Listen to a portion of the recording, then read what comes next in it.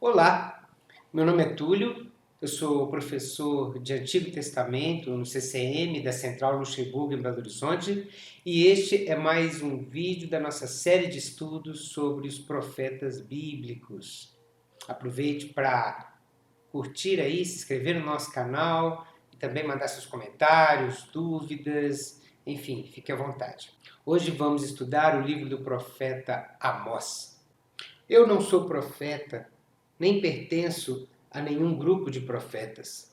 Apenas cuido do gado e faço a colheita de figos silvestres. Mas o Senhor me tirou do serviço junto ao rebanho e me disse: vá, profetize a Israel, o meu povo. O leão rugiu, quem não temerá? O Senhor, o soberano, falou, quem não profetizará? É assim que Amós se apresenta. É como se ele dissesse: eu não queria estar aqui falando isso. Eu estava de boa, cuidando das minhas coisas, mas Deus veio a mim rugindo como um leão e eu não tive escolha. Que mané livre-arbítrio que!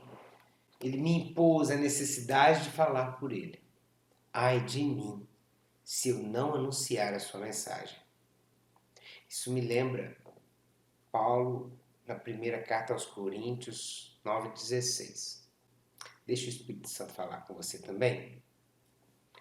Senhor, o teu amor nos constrange. Mas como ouvirão se não houver quem pregue? Como são belos os pés daqueles que anunciam as boas novas. Como é lindo o ministério dos teus filhos, que ouvem o teu chamado e se põem a testemunhar a tua salvação. Que eles se alegrem com a tua alegria e cantem a tua canção. Em nome de Jesus. Amém. Embora vivesse em Tecoa, perto de Belém, no Reino do Sul, o soberano enviou o profeta Amós para profetizar ao Reino do Norte. E ele profetizou o castigo que lhe seria aplicado. Suas palavras são duras. Ao longo de 8 capítulos e meio, Amós traz somente mensagens de juízo.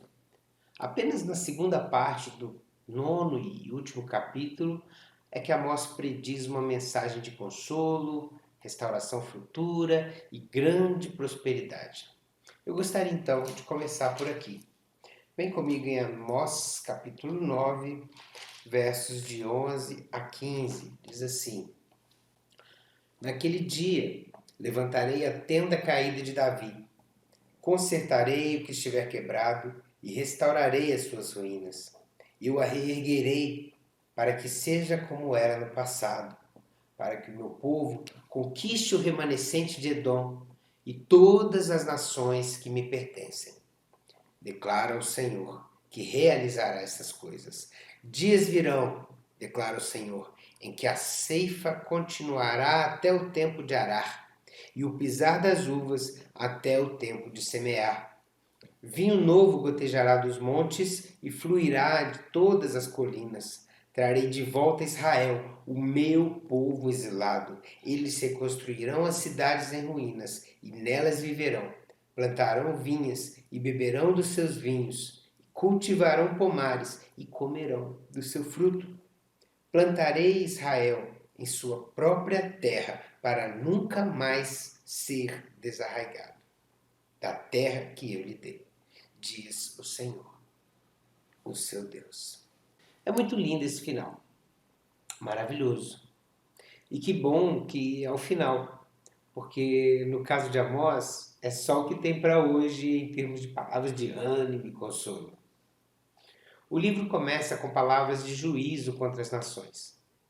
Os capítulos 1 e 2 de Amós traz repetidas vezes a fórmula: assim diz o Senhor, por 3 transgressões da nação tal e ainda por mais 4 não anularei o castigo, porque, etc.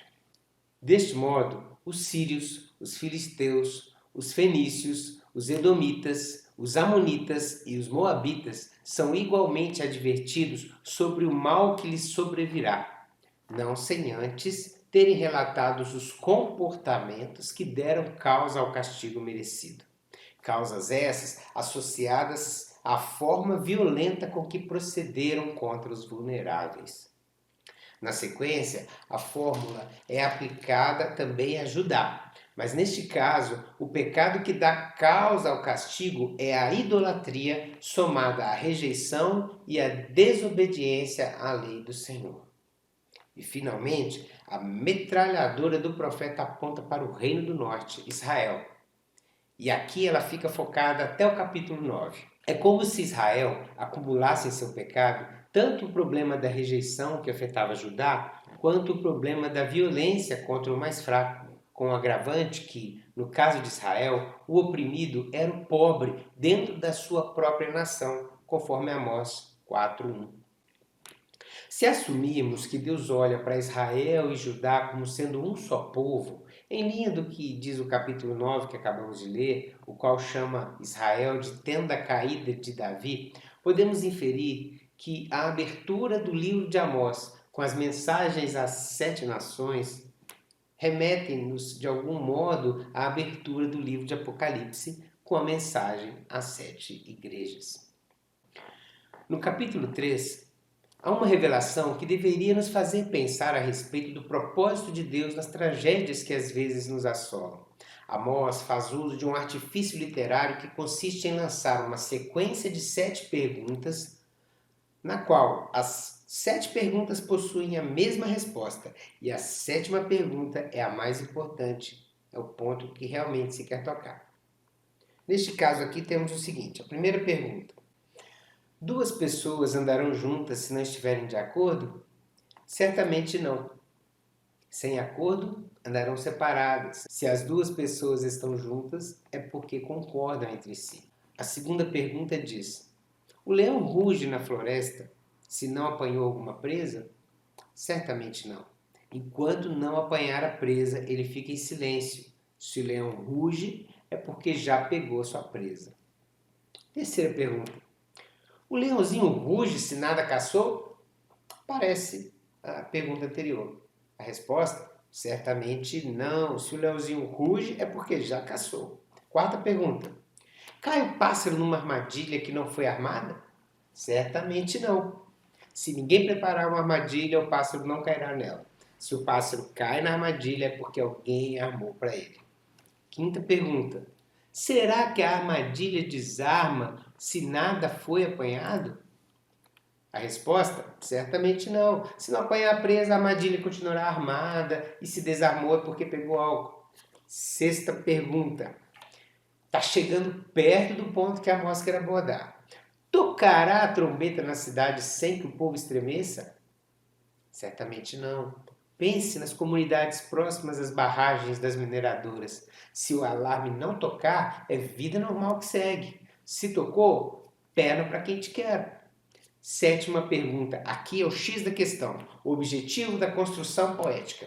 A pergunta-chave é a seguinte: ocorre alguma desgraça na cidade sem que o Senhor a tenha mandado? A resposta? Certamente não. Se uma comunidade enfrenta uma desgraça, é porque Deus a mandou. Se o Senhor, o soberano, não quisesse permitir, a desgraça não chegaria. Deus anuncia primeiro os seus profetas e depois executa o juízo. Assim diz o Senhor: no dia em que eu castigar a nação por causa dos seus pecados, ninguém vai ter para onde correr, pois até as pontas do altar, que representam um lugar de refúgio e de adoração, serão cortadas. Derrubarei a casa de inverno e a casa de verão, as casinhas enfeitadas e as mansões.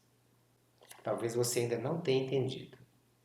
Amós, capítulo 4, verso 10, diz, entre outras coisas: enviei pragas contra vocês, como fiz com o Egito. Matei os seus jovens, enchi os seus narizes com o mau cheiro dos mortos, e mesmo assim vocês não se voltaram para mim, declara o Senhor. Isso a Globo não mostra. Não te contaram o que vou te falar aqui. Mas Hebreus 10:31 diz que terrível coisa é cair nas mãos do Deus vivo. É neste contexto que Amós diz em 4, 12, 13: prepare-se para se encontrar com seu Deus, ó Israel, aquele que forma os montes, cria o vento e revela o pensamento ao homem, aquele que transforma a alvorada em trevas e pisa as montanhas da terra.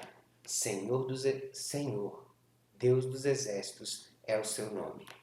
Deus está dizendo para Israel que o encontro que teriam com os terríveis assírios, na verdade, foi o único jeito de eles terem um encontro com o próprio Deus. Este raciocínio se completa em Amós 5, de 18 a 20, no qual o profeta avisa: não queira se encontrar com ele, Israel. Parece estranho, mas o Senhor explica o motivo de estar tão irado.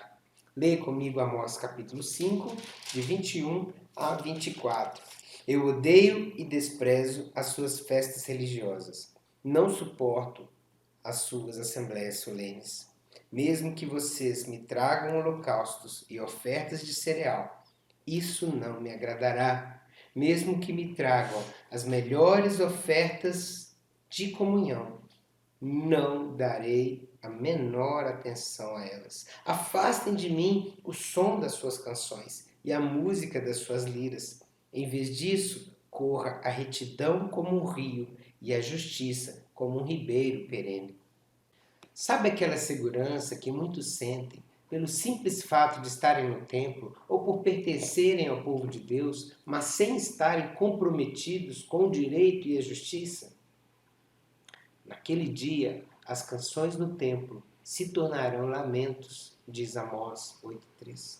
Estão chegando os dias, declara o Senhor, o soberano, em que enviarei fome a toda a terra, não fome de comida, nem sede de água, mas fome e sede de ouvir as palavras do Senhor, diz Amós 8,11.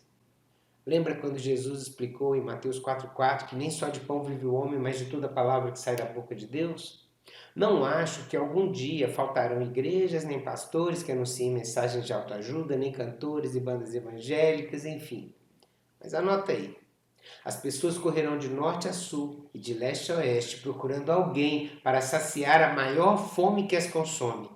Que o Senhor tenha misericórdia de mim e de você e nos permita alimentar e deixar as nossas coisas, como fez Amós, a fim de alimentarmos o mundo no poder do Espírito Santo.